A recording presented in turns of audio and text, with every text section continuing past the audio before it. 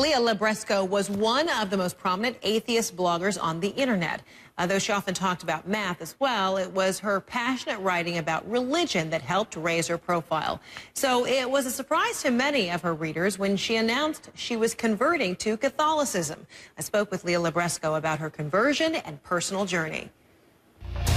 One thing that kind of happened is I thought it was a lot more plausible, but not necessarily true. In the same way that I'm a big Harry Potter nerd and I can see how the whole world works and think about like the dynamics of that world without thinking it's true.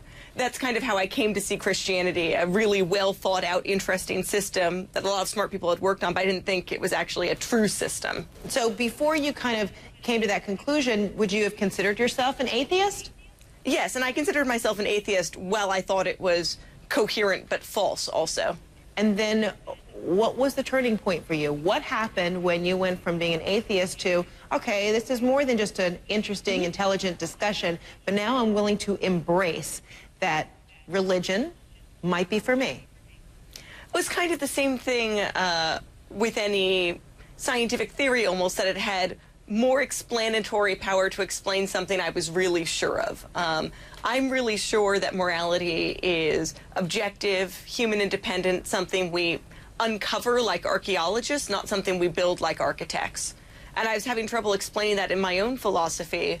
And Christianity offered an explanation which I came to find compelling, especially because it had done other things that were good predictions or good moral teachings that surprised me, but then I came around to.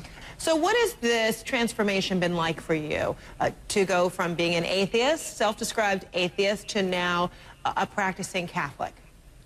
Well, it's nice to find a community here in D.C.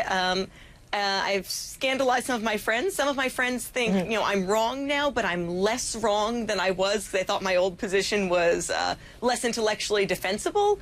So this is in some ways an improvement. It's exciting to be able to participate in the Mass and thinking that it's actually, the Eucharist. So some of these friends, have they also been non-believers? Yeah, I had kind of had a mix of Christians and atheists, both telling me that the things I thought made more sense in a Christian framework than they did in an atheist one. So I got double teamed on that. You've blogged about it, you've written extensively about it. What possessed you to do that?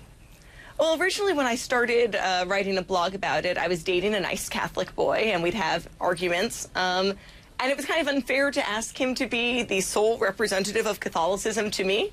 So one thing I was doing was trying to crowdsource our arguments and draw on other people or check what he was saying. And also writing helped me sort of clarify what I was thinking myself. Was it that relationship that kind of enlightened you? Yeah, like all good fights should. And what were his thoughts about you converting to Catholicism? Are you still together? No, we're not, but obviously he's very pleased. How has Christianity, embracing it, becoming a Catholic, changed your life, and then speaking publicly about this personal journey?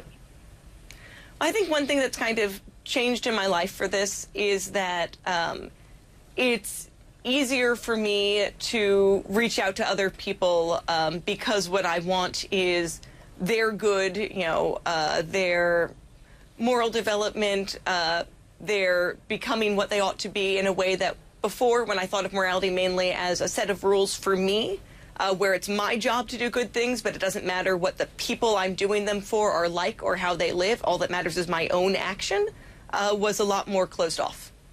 Leah Libresco, thanks so much, and thanks so much for sharing your story, your personal journey, and personal evolution, and all the best.